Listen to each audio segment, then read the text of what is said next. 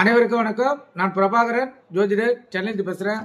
இப்போ என்ன சொல்ல போகிறேன்னா, இந்த புதன் பகவான் காரத்துவத்தை தான் சொல்ல போகிறேன். கருத்தில் கொண்டு பயன்பெறுங்க. இப்போ புதன் திசை பார்த்தீங்கன்னா மொத்தம் 17 ஆண்டுகள். புதன் பலம் பெற்றிருந்து தசை நடக்குமானால் அறிவு கூர்மையும் கல்வியில் மேன்மையும் அளிப்பார். சகல சாட்சியத்திலும் வல்லவராக இருப்பார். கலை இலக்கிய துறையில் கூட மேம்பட்டு திகழ்வார் அந்த ஜாதகர். அதே போல் இசை சங்கீத துறையில் ஈடுபாடு அதிகமாக இருக்கும்.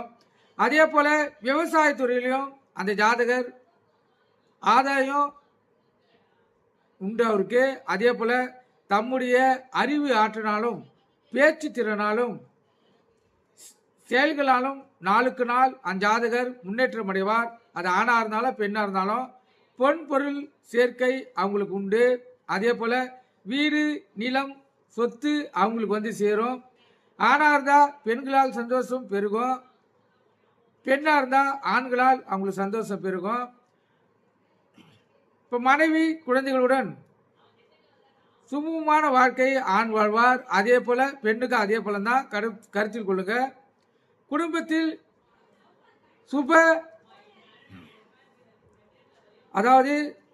குடும்பத்தில் சுப அமைப்புகள் அதிகமாக நடக்கும்.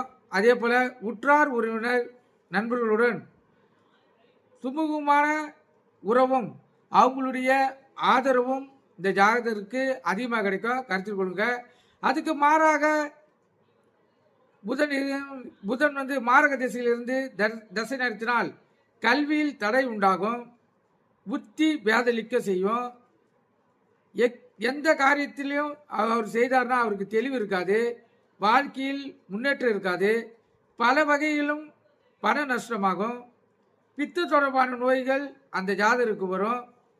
புதன் சுபராக இருந்தால் எந்த லக்கணமாக இருந்தாலும் கேந்திர ஸ்தானத்திலிருந்து தசை நடத்தினால் புதன் நற்பலன்களே செய்வார். அதிலும் குறிப்பாக 4 இருந்து தசை நடத்தினால் மிக கொடுமையான